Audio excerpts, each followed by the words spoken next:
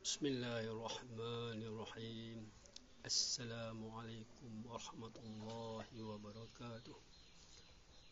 Nama saya Fakaruddin bin Muhammad dari Malaysia, dan hari ini saya ingin memperbaharui syahadah saya, bai'ah saya kepada Imam Zaman, iaitu Imam Al-Mahdi, para Mahdi, yakni Imam Ahmad Al-Hasan dan Abu Sadiq Abdullah Hashim.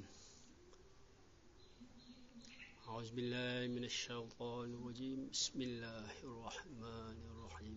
Allahumma shalli ala Muhammad wa ali Muhammad al-a'immah al-mahdi wa sallim taslima. Bismillahirrahmanirrahim.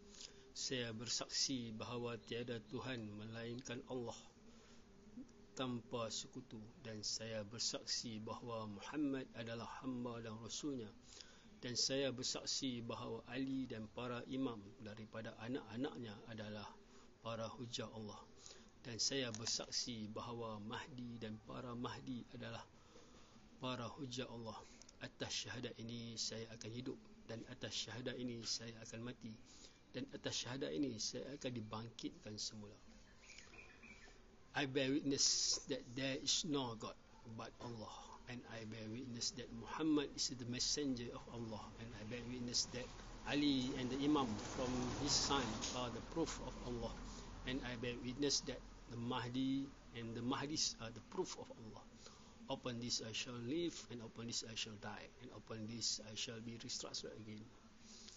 Alhamdulillah. Allahumma salli ala Muhammad wa ali Muhammad al-a'immah al-mahdi wa sallim taslima. Terima kasih. Thank you so much. May God bless you all. Semoga perjuangan kita ini mendapat keberkatan dari Allah Subhanahu wa taala. Perjuangan kita ini akan menang, insya-Allah.